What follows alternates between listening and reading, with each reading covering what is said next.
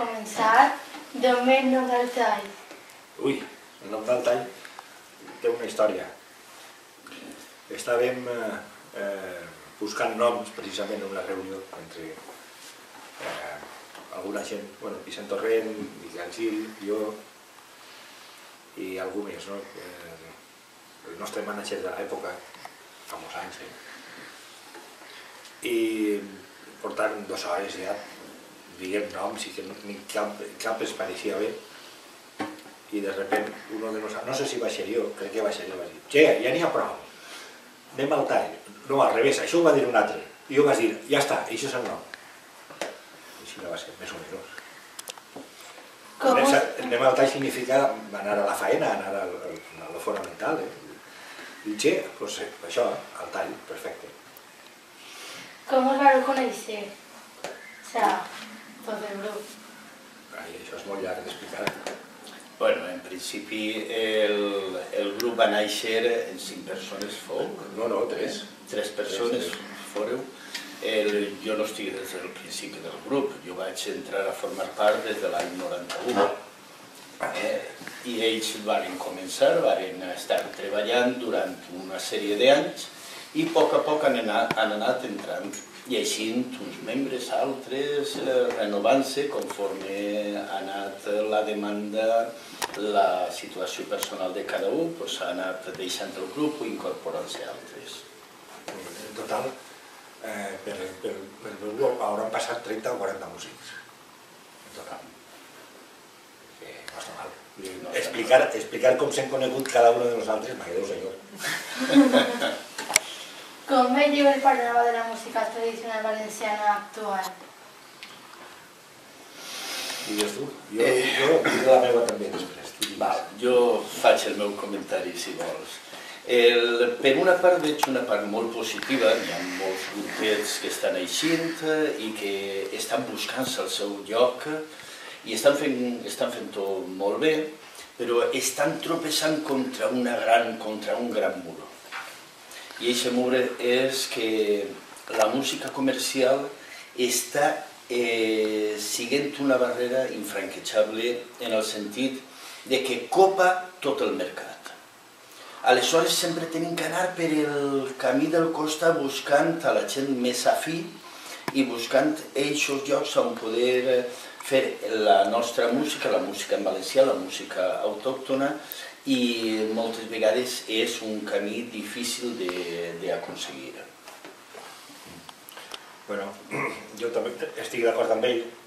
Jo diria, a més,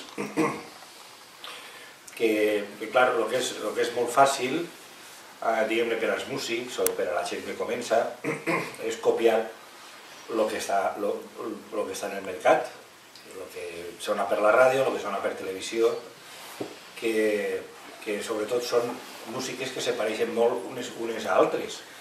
El que fa la gent és molt paregut a el que fan en Anglaterra, o el que fan en Alemanya, o el que fan en Nord-Amèrica. I això realment és molt fàcil perquè n'hi ha molts models. Per televisió contínuament hi ha aquest tipus de música, i el que se troba dificultat és per fer altres tipus de música. Concretament la música tradicional, al voltant de la música tradicional valenciana, o d'altres, però en aquest cas de la valenciana, se troben en aquest problema. Un desconeixement quasi absolut del que és la música tradicional nostra, i de quins tipus de ritmes se fan, quins tipus d'harmonia.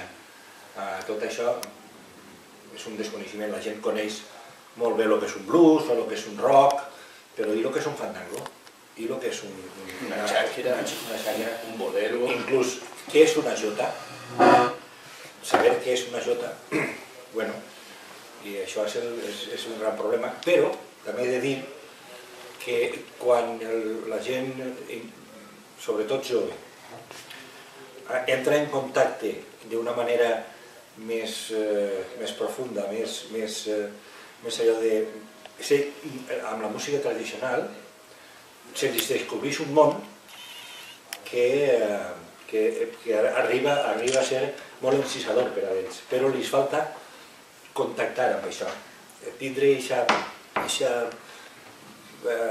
com diria jo, aquesta espendeta de conèixer això, perquè no és fàcil conèixer-ho, perquè no, diguem-ne, estem invisibilitzats, la música tradicional està invisibilitzada en els mitjans de comunicació. I això, vull aprofitar per dir que és una gran pena, és una pena per a mi molt gran, perquè jo tinc una teoria, que jo suposo que estareu d'acord amb mi, que és que si la biodiversitat és important, sabeu el que és la biodiversitat, no? Les espècies d'animals, la flora, la quantitat d'espècies vegetals que n'hi ha, si això és important per a la humanitat, la diversitat cultural és tan important com aquella. I això la gent no se n'adona. I empobrir culturalment a la humanitat, és a dir, fer només un tipus de música anglosaxona, com és el rock o com és el jazz, només fer això, i no cultivar altres tipus de música, doncs és un empobriment del món cultural de la humanitat. No sé si m'he explayat massa, però bueno, ahí està. Destacaríeu a un grup actual de música tradicional? És que ahí també volia dir jo una cosa, perquè clar, música tradicional se poden fer de dues maneres. Una documentalista, és a dir, fer allò que han fet les nostres iaios, els nostres abuelos, els nostres avantpassats, tal com ho feien, que ja és difícil fer tal com ho feien perquè moltes vegades se'n desconeix. Entonces és una recreació, en realitat no és fer el que feien els nostres avantpassats. I una altra cosa és agafar l'esperit de la música tradicional i fer música actual, fer música com tu la sents però sobre les bases de la música tradicional. I això n'hi ha molt poca gent que ho faci. Hi ha molts grups que fan documentalisme, que està molt bé, que és molt interessant, per allò del document sonor doncs això n'hi ha molts, d'ací i d'allà. Uno que fa música tradicional d'ací, doncs ara no sé, els dolçainers, possiblement Botifarra sigui un exemple del que és la música tradicional que s'està fent avui en dia més autèntica de lo que se pot veure com a més autèntic, actual, que estiga en mitjans. Sí, perquè ell fa una... Ell canta encara les cançons de Batre, conta els romanços de les èpoques, el que ha sentit dels seus majors. Després hi ha el que és la música ja refeta a partir d'arrels tradicionals, ja n'hi ha més grups. Però així que siguin autèntics pot ser això, pot ser també els grups del Baix que estan cantant a les festes, encara que són professionalitzats, que en aquell moment... També APA, no? Que ha fet coses també noves. Sí, però ja porta arranjaments instrumentals que ja no són autòctons, ja porta colors d'instruments. El del Pep Botifarra és una vessant més documentalista, diguem-ne, i en canvi l'APA el que ha fet, a banda de quan canta el baix i tot això, els seus discos són, diguem-ne, sí que és una recreació actual de les formes musicals, no de la tradició, no de les cançons tradicionals, sinó de les formes tradicionals. Una renovació per a... Sí, no es tracta de copiar allò que se fa, sinó d'adaptar allò que s'ha fet a través de la història, adaptar-te-ho al teu sentir d'aquest moment. I amb les teues influències actuals, que és diferent. Per quin motiu he decidit retirar-vos de la música? Home, retirar-nos de la música no. No es retirem mai de la música. Jo espero que no. De la música cara a públic podria ser parlant des d'Altai. Altai igual està acabant la seva vida, però tots els membres d'Altai són músics i això és un sentir, és una vivència, és algo que portem dins i morirem en les botes posades. En el teu cas era la dolçaina foca. No, jo a part de la dolçaina també faig altres coses. Doncs això, acabarem fent cosetes sense parar. El que és molt probable és que no les fem cara a públic o fem treballs esporàdics, però que sí, la música continuarà sempre amb nosaltres. Sí, però el grup com el grup sí. Bueno, perquè, doncs això, és el moment, jo crec que és el moment bo de deixar-ho, quan el grup està, diguem-ne, en bones condicions, i ja hem fet moltes coses, i millor ara, que potser d'ací 5 anys, 6 anys, 7 anys, 8, no sé el que podríem fer, ja hem gallat i no, que és millor ara.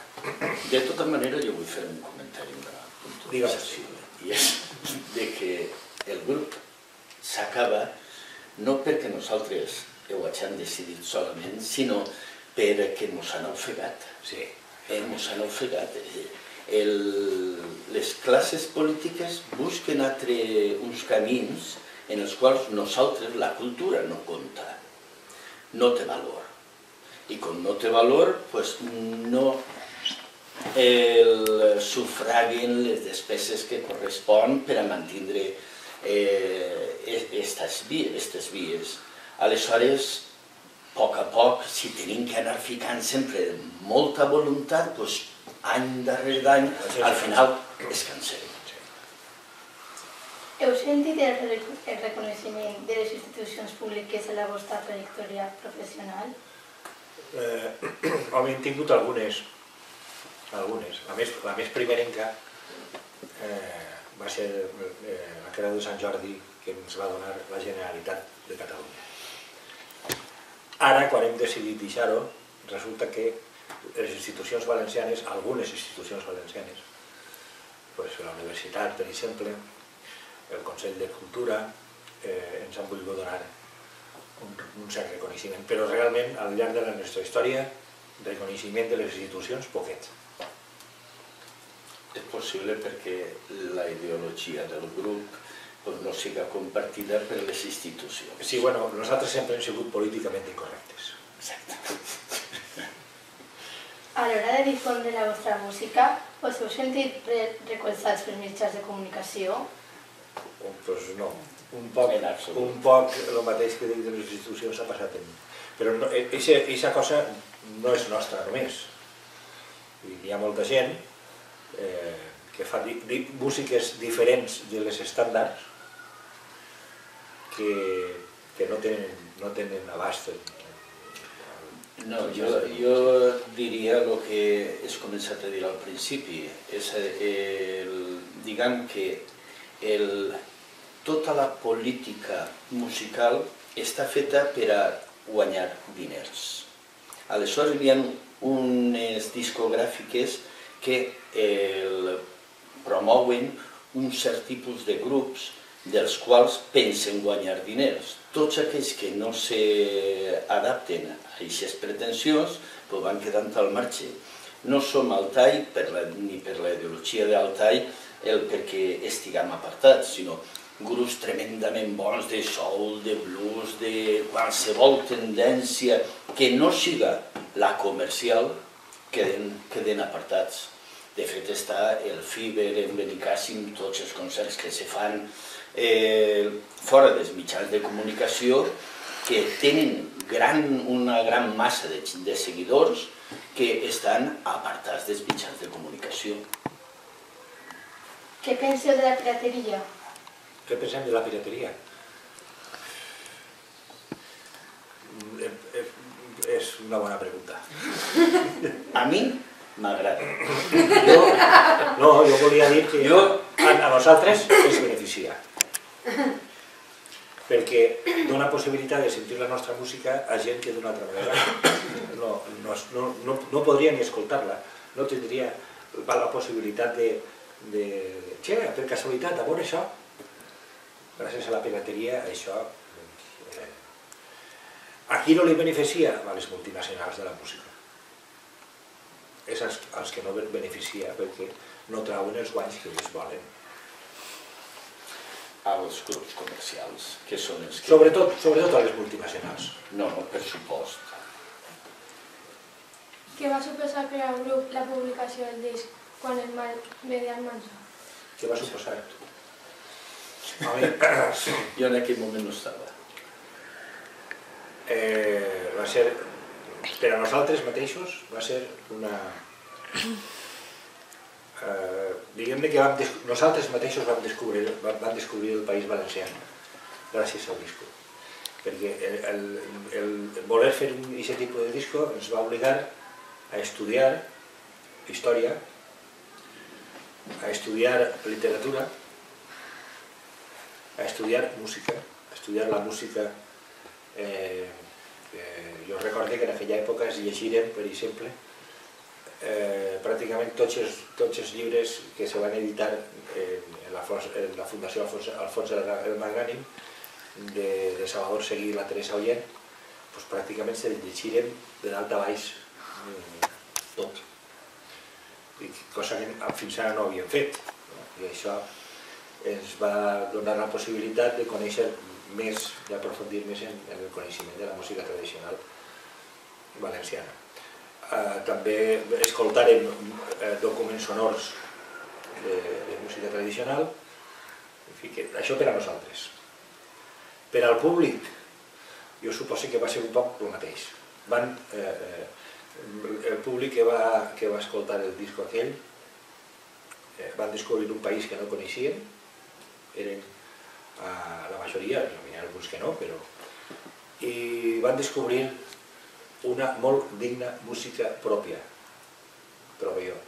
No perquè nosaltres fèrem una música digna, sinó perquè el que transmitíem era el fons tradicional que transmitirem en aquest disco, demostrarem que era una música molt digna per a crear música nova. És el que tinc que dir. Tu t'has de dir alguna cosa més? Simplement una puntualització. El disc del Mal d'Almansa és el cant d'una derrota que va fer que el País Valencià fos un país ocupat. Aleshores, és un document històric, completament històric, i que s'ha utilitzat molt en els centres educatius, sempre per part de professors inquiets, i que ha servit per a revelar i donar-se compte de quina és la situació, la tràgica situació que es visqué en el seu moment, les repressions tremendes que n'hi hagueren, no solament la guerra d'Almansa, sinó després de la guerra, les ciutats cremades que n'hi hagueren, i tot això que revela el que passa en el seu moment i les conseqüències que avui estem sofrint. Bueno, mira, aprofitant això, jo vull recomanar un llibre a tots i a totes. Victus.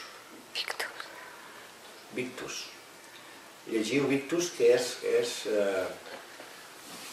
la història de la guerra de successió espanyola entre els Àustries i els Borbons, vist des d'un català, des del punt de vista d'un català, que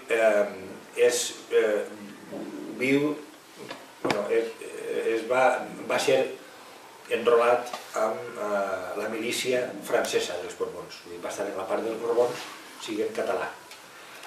I conta, però d'una manera molt divertida, és interessant, conta així de Gairó, el que tu dius de la repressió de Xàtiva, com veu que ixen de Xàtiva tota la gent que porten exiliada a Castella. I després conta tota la guerra a Catalunya, que és molt pareguda al que va passar al País Valencià. Jo us la recomano, a vegades és molt divertida, està escrita d'una manera molt... i ensenya molt també. Jo estic llegint-la. Quin tipus d'instrumentació utilitzaven? Utilitzem encara. La mateixa instrumentació. Doncs digues tu. Bé, mira, podem començar per les cordes, i per les cordes des de la tradicional guitarra, passant per ja uns mandos, bueno, de les cordes si vol de parlar tu. No, jo ja parlo, tu. Bueno, pues el llaüt, la bandurria, la mandolina, una mandolina elèctrica que tocava Manolo, els buzuquis que es varen descobrir a mitad trajectòria, des del principi estan els buzuquis. Bueno, pues el buzuqui és un instrument grec, però que té una sonoritat tremendament dolça, molt bonica i que s'ha incorporat al grup, perquè el grup no solament ha fet música valenciana, sinó ha pretès agarrar tota la cultura del Mediterrani. Aleshores hem aprofitat coses d'altres països al voltant del Mediterrani, com estos que us estic comentant, els buzuquis de Grècia, o instruments, havent tocat, havent fet músiques junt en el grup Muluk El Wa del Marroc, de Marrakech, i havent tocat en els instruments, ells en els instruments seus autòctons, havent incorporat els grassos, i no tenim peros en utilitzar cap dels instruments que n'hi ha a la vora del que és el Mediterrani. Per un altre costat sí que s'han tocat percussions, però s'havem adaptat als nous temps utilitzant la bateria, utilitzant el baix elèctric, però tot això adobat en la música tradicional, en el saber fer de lo que fan les dolçaines, el timbre de la dolçaina, ha incorporat els guitarronets, que són molt valencians, el mascle i el femella, que n'hi ha dos tamanys diferents, i tot això adobat sobretot en el més principal, que són les veus, una manera de cantar molt peculiar, autòctona, del Mediterrani, i això és... Bàsicament quasi tot. Es veu el baix a Israel? No. Enfoca-lo un momentet. Veieu aquest baix que està a Israel? A què no sona? Si no el toques no sona. És innocent. Depèn de les mans i del cap del que toca per a que sona d'una manera o d'una altra. Per això, el baix, qualsevol altre instrument, els sintetitzadors, nosaltres hem utilitzat sintetitzadors també. Ara els hem empleat d'una forma musical segons el que nosaltres creíem que tenia que sonar per a la música que fèiem. I aquests instruments no estaven en la tradició, són nous, són innocents, si no els toques no sonen, i segons els toques sonaran. Això és el que volia dir. Per què triaure aquesta instrumentació? Això, bàsicament ja ho hem dit, no? Per què hem triat aquesta... Diguem que som valencians i partim de lo que tenim a l'abast, buscant sempre les arrels. A partir d'ahir hi ha instruments com la bandúrria, les rondalles, les formacions de les rondalles, guitarra, bandúrria, llaüt, i a partir d'ahir la dolçaina també, perquè està a l'abast, és música valenciana, i a partir d'ahir se comença a buscar noves sonoritats, és a dir, no se conformem en fer la música pura, tal i qual ve dels nostres avantpassats, sinó comencem a enriquir-la en els nostres coneixements, en la nostra manera de veure la música i procurant fer algo que siga lúdic per a nosaltres, és a dir, que puguem disfrutar i que puguem transmitir-ho i que la gent disfrute quan ens escolta. Això és el que pretenem i per això elegim aquesta instrumentació. Per a que ho entengueu, per exemple, què passava fa molts anys que no hi havia ràdio, com se transmitien les cançons d'uns altres, no? Però bueno, doncs hi havia un trobador, que era una persona que cantava en places públiques i en fires i tal, anava a un poble i sentia una cançoneta que cantava no sé qui, que no era del seu poble, però la sentia i la transformava i la utilitzava d'una manera diferent que aquell, i a este el sentia un altre. Un poc això és el que hem fet en els instruments, diguem-ne, autòctons i moderns. Hem utilitzat aquesta manera de barrejar, diguem-ne, entre cometes, natural, d'ací d'allà, però d'ací de l'entorn nostre, per a muntar la nostra sonoritat amb els instruments que anàvem trobant. No teníem, el que diu ell, no teníem ninguna, allò de dir, no estàvem tancats a afegir instruments nous, perquè el que fèiem era utilitzar aquest instrument no d'una manera com havien sentit que s'utilitzaven els americans, per exemple, sinó com volíem i sabíem o podíem. D'on ve el repertori que interpretàveu? El repertori? Lo que és la música i tot això. L'origen. L'origen del repertori? Pots tornar a fer la pregunta? D'on ve el repertori que interpretàveu? És original? En un percentatge. Les lletres són totes originals i després el que són les músiques, moltes procurem anar a la base.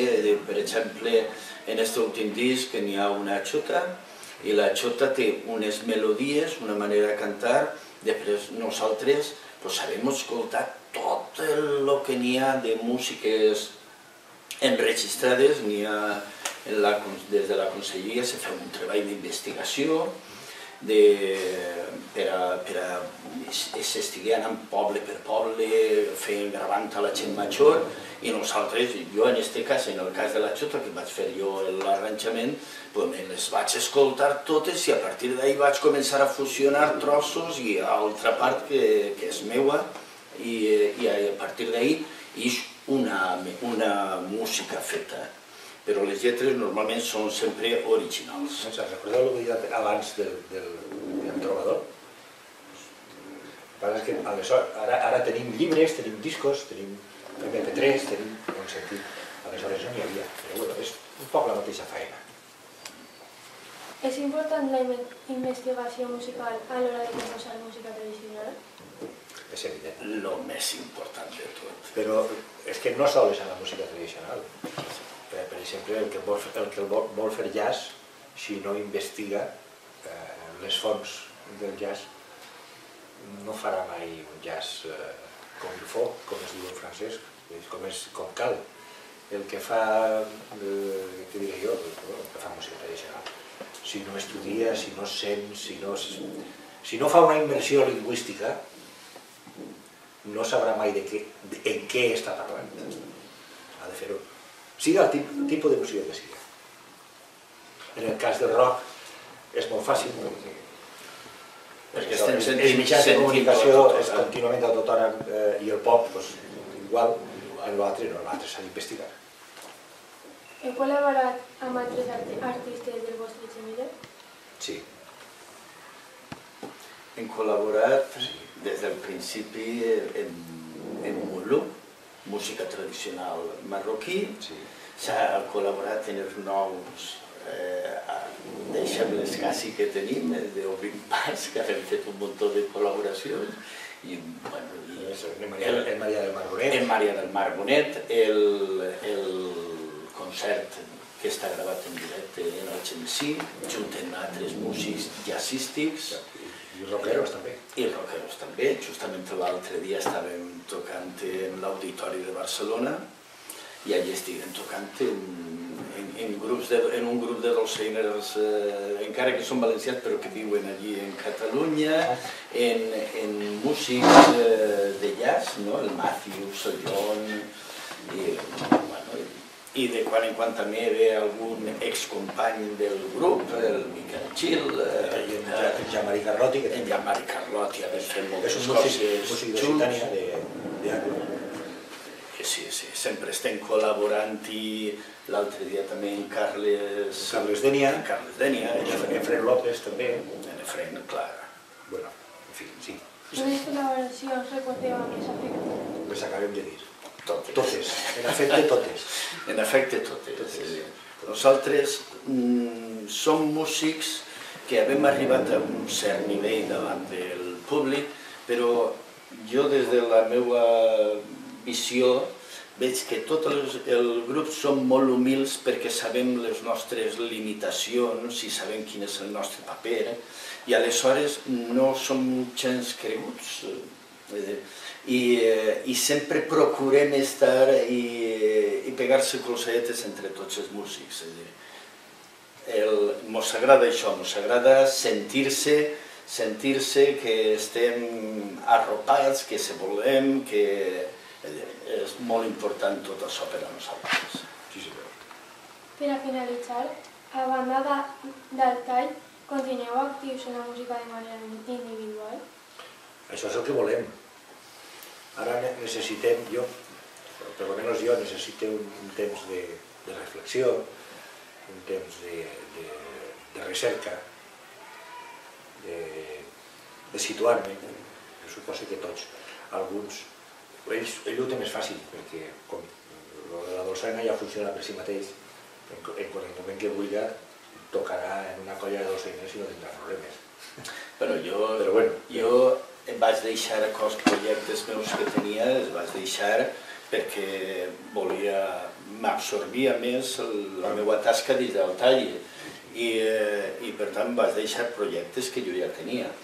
Ara quan s'acabi el tall no sé si recuperaré aquests projectes, jo continuo donant classes de dolçaina, tinc bons dolçainers que l'altre dia en el Palau de Congressos vingueren 2 alumnes i estigueren tocant amb nosaltres la cançó de Maulets i som gent que estem fent alguns concertets estan fent, encara que jo ja la dolçaina ja no estic utilitzant-la com a instrument de concert fora del tall, però ara quan s'acabi el tall jo crec que me tocarà tornar al cuquet i alguna cosa tindrem que fer.